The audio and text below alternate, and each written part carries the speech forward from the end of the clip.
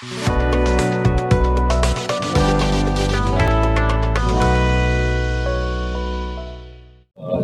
थाना क्षेत्र में जो डबल मर्डर की घटना हुई थी, जिसके अंदर एक बुजुर्ग दंपति को धारदार हथियार से मार दिया गया था। पुलिस तत्काल मौके पर पहुंचे, हमारे वरिष्ठ अधिकारी मौके पर पहुंचे और जब सबसे पूछताछ करी, घटनास्थल का निरीक्षण किया, फॉरेंसिक की टीम गई, तो उसे यही स्पष्ट हुआ था कि ये संभवतः जो घटना घटित हुई है वो परिवार के अंदर ही हुई। इनिशियली 2 लोगों को, जो लड़का था उसके सालों को नामजद किया गया, जो कि फतेहपुर के रहने वाले थे और उनका आरोप ये था कि उसका अपना पत्नी से विवाद चल रहा था और इसी के मद्देनज़र उन दोनों जो उसके साले थे उनको नामित किया गया।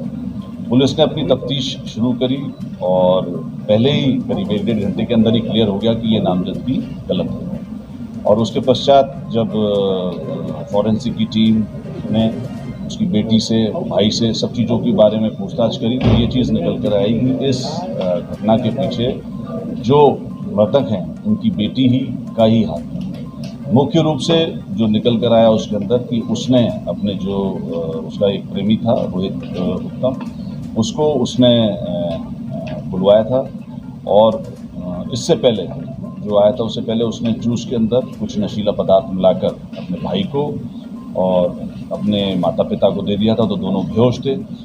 जब दोनों बेहोश हो गए उसके पश्चात उसने उसको दरवाज़ा खोल के बुला लिया और धारदार हथियार से दोनों की हत्या कर दी। जो लड़का था वो ऊपर छत पे सोया हुआ था। इनिशियली इन लोगों की जो तफ्तीश में आया कि इनकी प्लानिंग थी कि शायद लड़के की भी हत्या कर दें, लेकिन क्योंकि बगल की छत जो जुड़ी हुई थी वहाँ पे 3-4 लोग सोए हुए थे, तो ये उन्होंने इस विचार को त्याग दिया और उसको जो नशीला पदार्थ था और नशीला पदार्थ देने की कोशिश की गई, जिससे कि वो उससे जाता। उसमें 2-3 पहलू इसको करने का प्रयास किया गया। पहला प्रयास ये किया गया कि तीनों की हत्या कर दी जाए, जिससे कि एक और लूटपाट का एक प्रारूप दिया जाए। दूसरा, जब ये नहीं हुआ तो हमने उसकी जो मोबाइल और वो चीज़ को चेक किया तो उसके अंदर ये भी निकल कर आया कि लड़की ने एक व्हाट्सएप बनाया हुआ था, जिसके अंदर ये उसने स्पष्ट लिखा हुआ था कि उसके मतलब वो माता पिता की तरफ से कि वो आत्महत्या कर रहे हैं क्योंकि उनका लड़के से विवाद हो गया। तो दूसरी प्लानिंग ये थी कि वो जहर से उनकी डेथ हो जाती और लड़का भी जहर खा लेता, तो ये विवाद में इस तरीके से शो करते हैं। और मुख्य रूप से जो चीज़ इसमें निकल कर आई है, इसके अंदर प्रॉपर्टी का ही रीज़न है और वो इनकी सौतेली लड़की थी, वो सब देखे जाएंगे। लेकिन हमारी जो टीम ने बड़ा अच्छा कार्य किया और तत्काल पूरी घटना का अनावरण किया 12 घंटे से भी कम समय में, और उसको हमने 50,000 से पुरस्कृत किया। अच्छा, चूंकि घर का ही क्या है जी, जो मूल परिवार है यानी राम प्रकाश जी, क्या वो परिवार भी सस्पेक्टेड है या इस मामले में कहीं? देखिए, अभी उनका रोल हमारे सामने नहीं आया है, बट इस संभावना से इनकार नहीं किया जा सकता। ये अभी इन्वेस्टिगेट किया जा रहा है ये वाला इशू, सर क्या उनका रोल था या नहीं। पुलिस खुद घर में ही कातिल छिपा था, खुद बेटी थी, ऐसे समय पुलिस को पूछताछ करने प्रॉब्लम होती, तो क्या इस तरह की समस्या आ रही थी? कैसे वहाँ तक पहुँचे, बेटी को सब कैसे हुआ?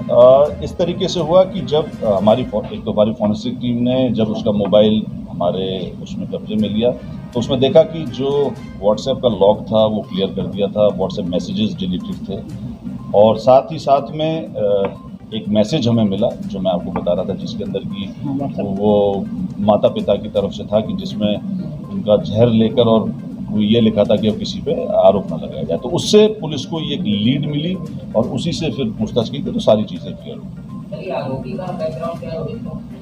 रोहित ई रिक्शा चलाता है और उसका जो भाई है वो मिलिट्री इंटेलिजेंस में मुंबई में है पोस्टेड। ये बेसिकली असिस्टेंट एम्बुलेंस ऑपरेटर है। ये उसकी पोस्टिंग गोवा में है, लेकिन कोलाबा में के अंदर वो कर रहा है और वो असिस्टेंट जो एम्बुलेंस होती है उसका ऑपरेटर। ये लोग सफर में कैसे हैं?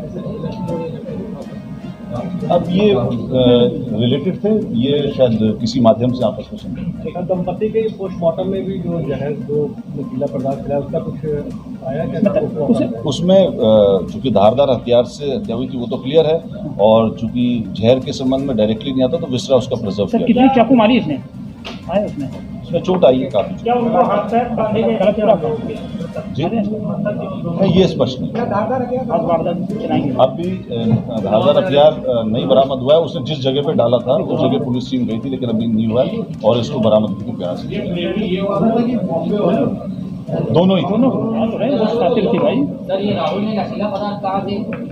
सब्सक्राइब करें हमारे चैनल खबर टुडे 24 को और बेल आइकन दबाना न भूलें।